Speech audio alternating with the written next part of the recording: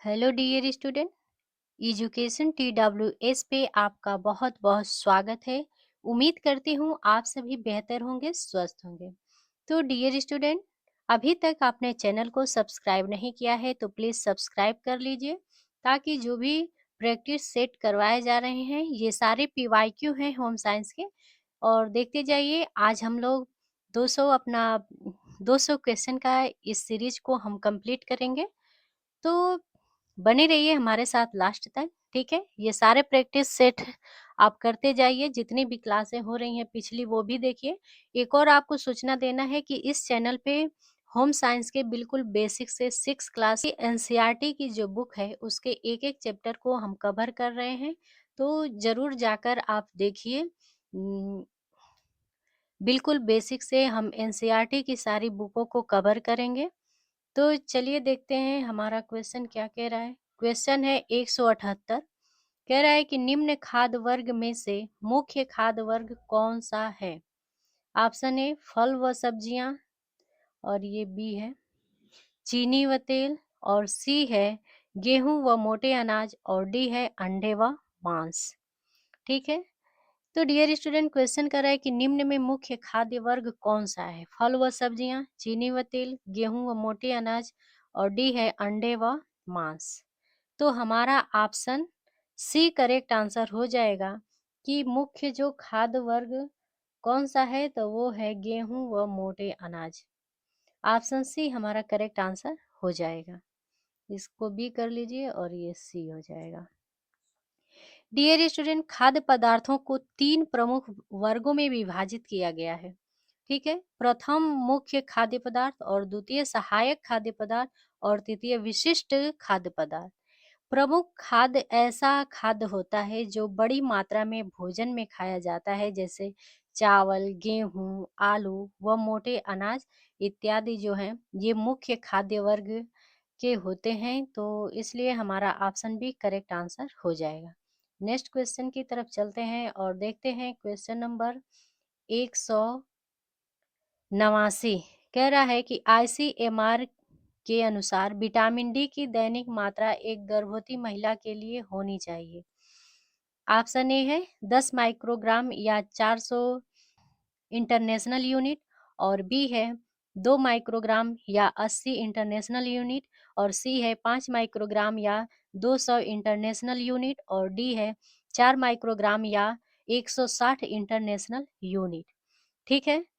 तो ICMR के अनुसार विटामिन डी की दैनिक मात्रा एक गर्भवती महिला के लिए होनी चाहिए, वो है 10 माइक्रोग्राम या 400 इंटरनेशनल यूनिट होनी चाहिए। ठीक है। तो हमारा ऑप्शन ए करेक्ट आंसर हो जाएगा। नेक्स्ट क्वेश्चन की तरफ चलते हैं और देखते हैं 180 क्वेश्चन क्या कह रहा है। कह रहा है कि मैगैलोब्लास्टिक एनीमिया निम्न की कमी से होता है। ऑप्शन ए लोहा, बी है फोलिकम, प्रोटीन, साइनोकोबालामिन। ठीक है। तो हम आंसर करेंगे कि हमारा आंसर क्या होगा। तो मैगैलोब्लास्टिक एनीमिया जो है वो साइनोकोबालामिन की कमी से होता है। ठीक है। तो ऑप्शन डी करेक्ट आंसर होगा। डियर स्टूडेंट, मैगैलोब्लास्टिक एनीमिया जो है वो विटामिन B12 की कमी के कारण होता है।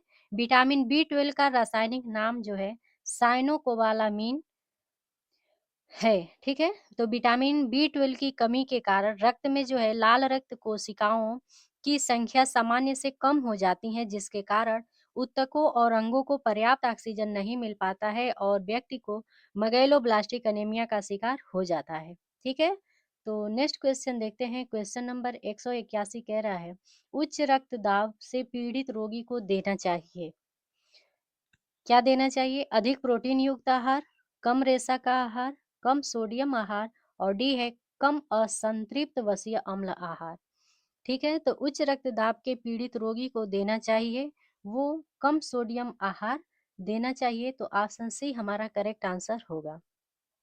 डियर स्टूडेंट, उच्च रक्तदाब एक ऐसी बीमारी है जिसके कारण नसों में रक्त का प्रवाह सामान्य यानी 120 120 और 80 से अधिक हो जाता है। ठीक है। तो सोडियम रक्त प्रवाह में अधिक दबाव डालता है। तो इसलिए उच्च रक्तदाब से पीड़ित व्यक्ति को कम सोडियम आहार देना चाहिए। तो हमारा ऑप्शन सी करेक्ट आंसर हो जाएगा। नेक्स्ट क्वेश्चन की तरफ चलते हैं और देखते हैं। हमारा नेक्स्ट क्वेश्चन है 182 का रहा है एंटी बेरी फैक्टर कहलाता है। ऑप्शन ए है vitamin B2, vitamin B5, vitamin B1 और विटामिन B6। ठीक है, तो एंटी बेरी फैक्टर कहलाता है वो है विटामिन B1। हमारा ऑप्शन सी करेक्ट आंसर हो जाएगा। डियर स्टूडेंट, विटामिन B1 जिसको थायमिन भी कहते हैं, तो B1 की कमी के कारण बेरी नामक रोग होता है। बेरी रोग के कारण तंत्रिका तंत्र प्रभावित होती है, जिसके कारण हृदय गति, सांस की तकलीफ, हाथ पैर में सुन्नता आदि के लक्षण प्रतीत होते हैं। इसलिए विटामिन B1 से भरपूर भोज्य पदार्थ का सेवन करना चाहिए, जैसे कि पालक, साबुत अनाज, केला, सेब, मछली, पत्तेदार सब्जियां आदि को अपने भोजन में शामिल करना चाहिए। ठीक है, नेक्स्ट क्वेश्चन की तरफ चलते हैं और देखते हैं। हमारा नेक्स्ट क्वेश्चन है 183, कह रहा है कि प्रोटीन के चयापचय का मुख्य पदार्थ होता है। क्या होता है? ऑप्शन ए आयोडीन, बी है कार्बोहाइड्रेट और डी है यूरिया और डी है ग्लाइकोजन। ठीक है, तो प्रोटीन के चयापचय का मुख्य पदार्थ जो है वो आपका यूरिया है। ऑप्शन सी हमारा करेक्ट आंसर हो जाएगा। डियर स्टूडेंट, यूरिया जिसे कार्बामाइट भी कहते हैं, एक उपयोगी यौगिक है जो प्रोटीन चयापचय द्वारा निर्मित किया जाता है। यह स्तनधारी मूत्र में प्रचुर मात्रा में पाया जाता है, तो इसलिए प्रोटीन के चयापचय का मुख्य पदार्थ जो है यूरिया है। तो ऑप्शन सी हमारा करेक्ट आंसर हो जाएगा। नेक्स्ट क्वेश्चन की तरफ चलते हैं और देखते हैं। क्वेश्चन नंबर 184 कह रहा है कि मानव शरीर में कितने खनिज लवणों की आवश्यकता होगी। ठीक है, तो ऑप्शन ए है 18, 22, 20, 24। कितने लवणों की आवश्यकता होगी? तो डियर स्टूडेंट, हमारा ऑप्शन डी करेक्ट आंसर हो जाएगा। 24, मानव शरीर में 24 खनिज लवणों की आवश्यकता होगी।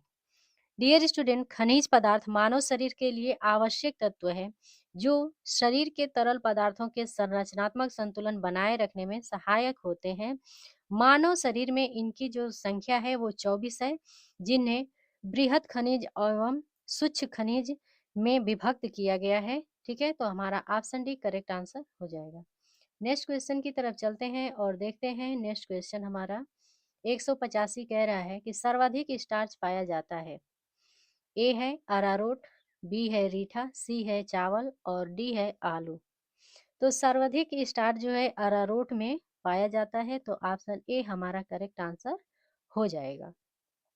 डियर स्टूडेंट, सर्वाधिक स्टार्च अरारोट में पाया जाता है। अरारोट एक प्रकार का स्टार्च या मंड है जो कुछ पौधों की कंदिल यानी ट्यूबरा जड़ों से प्राप्त होता है। अरारोट का इस्तेमाल पित्तजन्य रोग, आंखों के रोग, जलन, सिर दर्द आदि रोगों में किया जाता है। ठीक है, तो ऑप्शन ए हमारा करेक्ट आंसर हो जाएगा। नेक्स्ट क्वेश्चन देखते हैं। क्वेश्चन नंबर 186 कह रहा है कि जैसे जैसे आय वृद्धि होती है, निम्न पर होने वाले व्यय प्रतिशत घटता है। किस पर व्यय प्रतिशत घटता है? दवा पर, भोजन पर, आवास पर और वस्त्र पर। ठीक है, तो जैसे जैसे आय वृद्धि होती है वैसे वैसे जो है भोजन भोजन पर होने वाले व्यय प्रतिशत जो है घटता है। ठीक है, dear student, Ernst Engel Germany के प्रसिद्ध सांख्यिकीविद थे। इन्होंने ही 19वीं शताब्दी में एक नियम का प्रस्ताव रखा। इस नियम के अनुसार जो है जैसे जैसे व्यक्ति की आयु बढ़ती है, ठीक है, वह भोजन पर व्यय का प्रतिशत जो है कम करता जाता है। और अभिजात्य वर्ग भोजन की अपेक्षा स्वास्थ्य, शिक्षा, विलासिता पर अधिक खर्च करता है। तो ऑप्शन बी हमारा करेक्ट आंसर हो जाएगा। ठीक है, नेक्स्ट क्वेश्चन देखते हैं। डियर स्टूडेंट, हमारा नेक्स्ट क्वेश्चन है 187। इसको 87 कर लीजिएगा। ठीक है, 87। ठीक है, अतिसार, त्वचा शोथ और अवसाद के लक्षण है। ऑप्शन ए चर्मग्राह, ये ग्राह है, चर्मग्राह, जीह शोथ, क्वासियरकर, मैरास्मस। ठीक है, तो अतिसार, त्वचा शोथ और अवसाद के जो लक्षण है वो चर्मग्राह, यानी हमारा ऑप्शन ए करेक्ट आंसर होगा 187 का। डियर स्टूडेंट, अतिसार, त्वचा शोथ और अवसाद चर्मग्राह जो है, जिसे पेलाग्रा भी कहते हैं, ये जो है चर्मग्राह के लक्षण हैं। पेलाग्रा विटामिन बी 3 की कमी से होता है। विटामिन बी 3 का रासायनिक नाम जो है नियासिन होता है। तो अतिसार, त्वचा शोथ और अवसाद जो है, ये पेलाग्रा जिसमें चर्मग्राह आएगा, तो हमारा ऑप्शन ए करेक्ट आंसर हो जाएगा। नेक्स्ट क्वेश्चन देखते हैं, क्वेश्चन नंबर 100, ये थोड़ा मिस्टेक हो गया है, 189 कह रहा है कि मिल्क शेक उदाहरण है, किसका है? स्वच्छ तरल आहार का, पूर्ण स्वच्छ आहार का, हल्का आहार का और उपयुक्त में से कोई नहीं। ठीक है, तो मिल्क शेक जो है ये पूर्ण स्वच्छ आहार का उदाहरण है, तो ऑप्शन बी हमारा करेक्ट आंसर होगा। डियर स्टूडेंट, मिल्क शेक जो है पूर्ण स्वच्छ आहार है। यह एक मीठा ठंडा पेय पदार्थ है जो दूध, आइसक्रीम या बर्फीले दूध से बनाया जाता है। मिल्क शेक पीने से शरीर में ऊर्जा मिलती है, प्रतिरक्षा तंत्र और पाचन तंत्र जो है मजबूत होता है, तो ऑप्शन बी हमारा करेक्ट आंसर हो जाएगा। नेक्स्ट क्वेश्चन की तरफ बढ़ते हैं और देखते हैं हमारा नेक्स्ट क्वेश्चन क्या कह रहा है।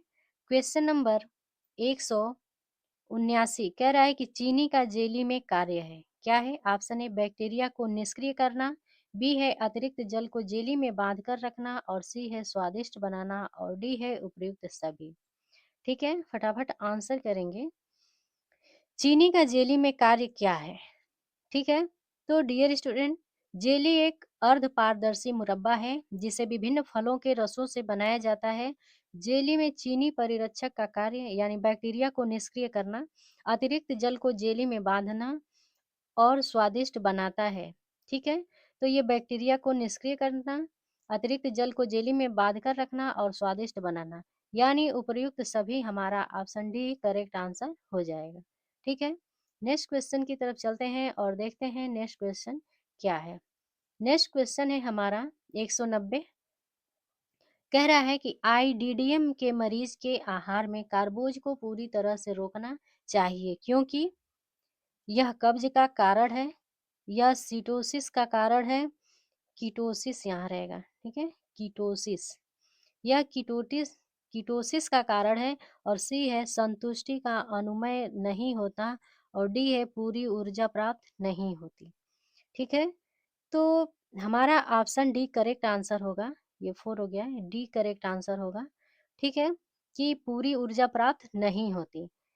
डियर स्टूडेंट, आईडीडीएम का मतलब है कि insulin dependent diabetes mellitus.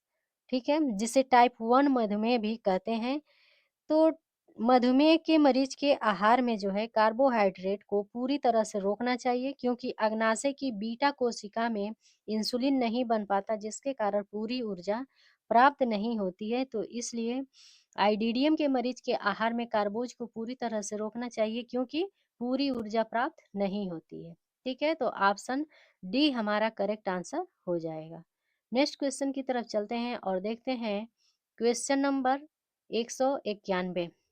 Question number 191 कह रहा है कि ग्लूकोमा संबंधित है, किससे संबंधित है? डायबिटीज से, आंखें, ग्लूकोज और ऊर्जा, किससे है? तो डियर स्टूडेंट, ग्लूकोमा जो है आंखों का रोग है जिसे काला मोतिया भी कहते हैं। ग्लूकोमा होने पर व्यक्ति को धुंधली दृष्टि, रोशनी के आसपास प्रभा मंडल, आंखों में तेज दर्द, मितली और उल्टी महसूस होती है। तो हमारा ऑप्शन बी करेक्ट आंसर हो जाएगा। ग्लूकोमा जो है आंखों से संबंधित रोग है, तो इसलिए हमारा ऑप्शन बी करेक्ट आंसर हो जाएगा। नेक्स्ट क्वेश्चन देखते हैं। क्वेश्चन नंबर 192 कह रहा है कि किसके दूध में थोड़ी चीनी डाल दी जाए और कुछ वसा निकाल दी जाए तो वह माँ के दूध जैसा हो जाएगा। ठीक है, ऑप्शन ए बकरी के दूध में और बी है याक के दूध में, सी है भैंस के दूध में या फिर डी है गाय के दूध में। तो डियर स्टूडेंट, मानव दूध में लगभग 87% पानी होता है और 1% जो है प्रोटीन होता है और 4% वसा होती है और 7% जो है कार्बोहाइड्रेट और कई खनिज लवण जैसे कैल्शियम, फास्फोरस, मैग्नीशियम, पोटेशियम आदि जो है पाए जाते हैं। तो यदि बकरी के दूध में थोड़ी चीनी डाल दिया जाए और कुछ वसा निकाल दिया जाए तो वह माँ के दूध जैसा हो जाएगा। तो बकरी के दूध में वसा अधिक तथा मिठास कम पाई जाती है, इसलिए हमारा ऑप्शन ए करेक्ट आंसर हो जाएगा। ठीक है, नेक्स्ट क्वेश्चन की तरफ चलते हैं और देखते हैं। क्वेश्चन नंबर 193 कह रहा है कि किण्वन से क्या बढ़ता है। ठीक है, किण्वन से क्या बढ़ता है। ऑप्शन ए पाचनशीलता, बी है विटामिन ए, और सी है कैल्शियम, और डी है कुल प्रोटीन।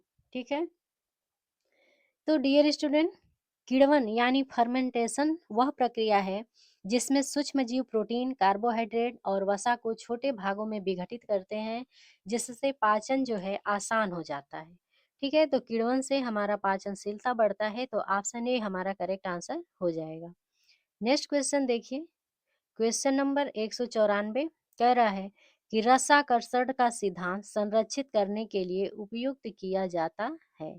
ठीक है, किसको। ऑप्शन ए है जैम, अचार, जेली या उपयुक्त सभी। ठीक है, रसाकर्षण का सिद्धांत संरक्षित करने के लिए उपयुक्त किया जाता है, तो हमारा ऑप्शन डी करेक्ट आंसर हो जाएगा कि उपयुक्त सभी। ठीक है, जब डियर स्टूडेंट, जब दो विभिन्न सांद्रता वाले घोलों को एक अर्धपारगम्य झिल्ली द्वारा अलग कर दिया जाता है, तो कम सांद्रता वाले घोल से जल या अन्य घोल अधिक सांद्रता वाले घोल की ओर होकर विसरण करने लगते हैं। इस क्रिया को ही रसाकरण या प्रसारण कहते हैं। रसाकरण सिद्धांत जो है जैम, जेली और अचार, इन तीनों को, जैम, जेली और अचार को संरक्षित करने के लिए प्रयुक्त किया जाता है, तो ऑप्शन डी हमारा करेक्ट आंसर हो जाएगा। नेक्स्ट क्वेश्चन की तरफ चलते हैं और देखते हैं। हमारा नेक्स्ट क्वेश्चन है 195, कह रहा है कि बंद डिब्बा युक्त भोज्य पदार्थ में भूरी बिंदी दर्शाता है कि भोजन है। ठीक है, जो भूरी बिंदी है वो क्या दर्शाता है कि ये जो है शाकाहारी है, मांसाहारी, अंडा युक्त या फिर तरल है। ठीक है, तो बंद डिब्बा युक्त भोज्य पदार्थ में जो भूरी बिंदी है वो मांसाहारी को दर्शाता है, तो ऑप्शन बी हमारा करेक्ट आंसर हो जाएगा। ठीक है, नेक्स्ट क्वेश्चन की तरफ चलते हैं। क्वेश्चन नंबर 196 कह रहा है कि लेथेरिज्म है क्या है। दूध, दलिया, दाल या चावल। ठीक है, तो लेथेरिज्म जो है ये दाल होता है, तो ऑप्शन सी हमारा करेक्ट आंसर हो जाएगा। डियर स्टूडेंट, लेथरिज्म नामक रोग जो है खेसारी दाल के सेवन से होता है। इसके कारण कमजोरी, थकान, पैरों का पक्षघात, कंकाल की विकृति आदि लक्षण जो है प्रतीत होते हैं, तो लेथरिज्म जो है दाल है। ठीक है, तो हमारा ऑप्शन सी करेक्ट आंसर हो जाएगा। नेक्स्ट क्वेश्चन देखिए, क्वेश्चन नंबर 197 कह रहा है कि शरीर को सबसे अधिक ऊर्जा प्राप्त होती है, किससे होती है। कार्बोहाइड्रेट, खनिज लवण, वसा, प्रोटीन। ठीक है, तो शरीर को सबसे अधिक ऊर्जा जो है वो वसा से प्राप्त होती है, तो ऑप्शन सी हमारा करेक्ट आंसर होगा। ठीक है, डियर स्टूडेंट, शरीर को जो है सबसे अधिक ऊर्जा वसा से प्राप्त होती है, क्योंकि 1 ग्राम वसा जो है 9 किलो कैलोरी देता है। ठीक है, तो प्रोटीन और कार्बोहाइड्रेट के जो 1 ग्राम भाग होता है, तो उससे एक एक ग्राम में 4 किलो कैलोरी ऊर्जा प्राप्त होती है, याद रखिएगा। ठीक है, तो इसका ऑप्शन सी हमारा करेक्ट आंसर हो जाएगा। ठीक है, नेक्स्ट क्वेश्चन की तरफ चलते हैं और देखते हैं हमारा 198 क्वेश्चन क्या कह रहा है। क्वेश्चन है अनावश्यक अमीनो अम्ल है। ठीक है, दूसरे भोज्य स्रोतों द्वारा दिए जाए, ये है। या फिर ऑप्शन बी है शरीर द्वारा जो उत्पादित हो, और सी है शरीर में अनावश्यक न हो, और डी है कि शरीर द्वारा निष्कासित किए जाए। ठीक है, तो डियर स्टूडेंट, अमीनो अम्लों की जो संख्या है आपको पता होगी कि 20 होती है, जिसमें से 10 आवश्यक अमीनो अम्ल होते हैं। ये जो होते हैं 10 आवश्यक अमीनो अम्ल, ये भोज्य पदार्थों से प्राप्त किए जाते हैं, और बाकी जो 10 अनावश्यक अमीनो अम्ल है ये शरीर द्वारा उत्पादित व संश्लेषित किए जाते हैं, तो इसलिए हमारा ऑप्शन बी करेक्ट आंसर हो जाएगा कि अनावश्यक अमीनो अम्ल जो है शरीर द्वारा उत्पादित होता है। ठीक है, तो नेक्स्ट क्वेश्चन देखते हैं। क्वेश्चन नंबर 199 कह रहा है कि वसा की मात्रा किस स्थिति में बढ़ा दी जानी चाहिए।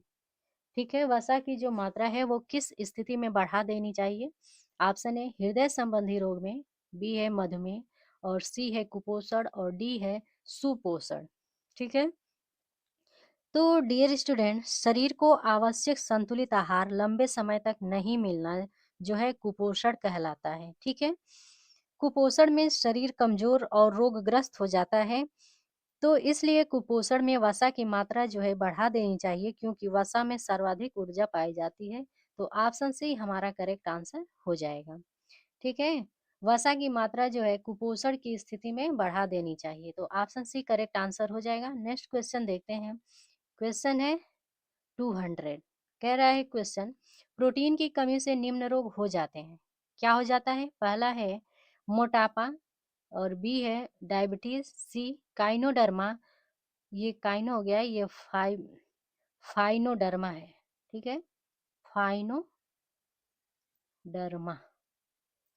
फाइनोडर्मा या फिर कोशियोरकर।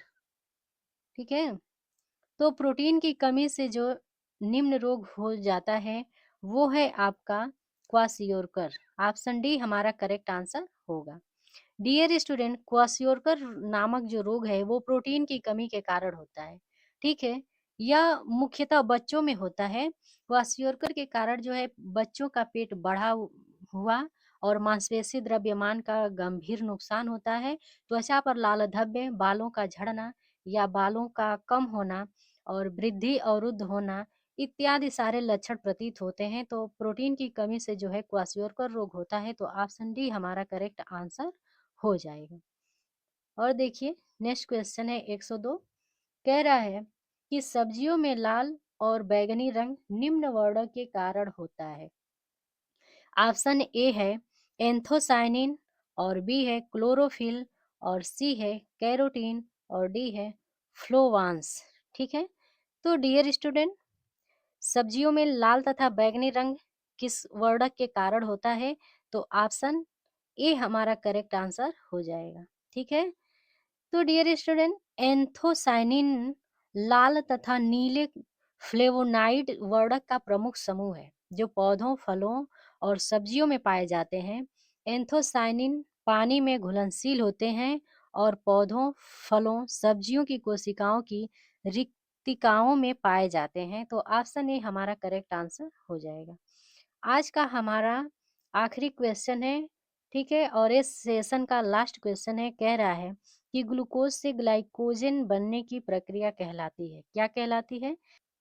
ऑप्शन ए है ग्लूकोजिनेनालिसिस कहलाता है, और बी है ग्लाइकोजेनेसिस, और सी है ग्लाइकोनियोजेनेसिस, और डी है ग्लूकोसिस। ठीक है। तो डियर स्टूडेंट, ग्लाइकोजेनेसिस जो है ग्लाइकोजेन संश्लेषण की प्रक्रिया है जिसमें भंडारण के लिए ग्लूकोज अणुओं को ग्लाइकोजन की श्रृंखलाओं में जोड़ा जाता है। यह प्रक्रिया यकृत में होती है। ग्लाइकोजन से ग्लूकोज बनने की प्रक्रिया को ही ग्लाइकोजेनालिसिस कहते हैं। तो ग्लूकोज से ग्लाइकोजन बनने की जो प्रक्रिया है वो हमारा हो जाएगा कि ग्लाइकोजेनेसिस उसको कहते हैं। तो ऑप्शन बी हमारा करेक्ट आंसर हो जाएगा। ठीक है। तो डियर स्टूडेंट, ये सेशन कैसा लगा? पोषण और आहार से हमने लगभग अपने प्रैक्टिस सेट में 202 क्वेश्चन कर चुके हैं, और आगे फिर प्रैक्टिस सेट किसी और चैप्टर से हम लाएंगे। जैसे वस्त्र है तो वस्त्र को लाएंगे, या फिर गृह प्रबंधन से क्वेश्चन लाएंगे, और ये लगातार प्रैक्टिस सेट चलती रहेगी। तो जुड़े रहिए। और जो इस चैनल पे होम साइंस 6 से एनसीईआरटी की जो बुक के लेसन कराए जा रहे हैं उसको भी आप जरूर देखिए। और चैनल को सब्सक्राइब नहीं किए हैं तो चैनल को जरूर सब्सक्राइब कर लीजिए। मिलते हैं नेक्स्ट वीडियो में, तब तक के लिए थैंक यू सो मच।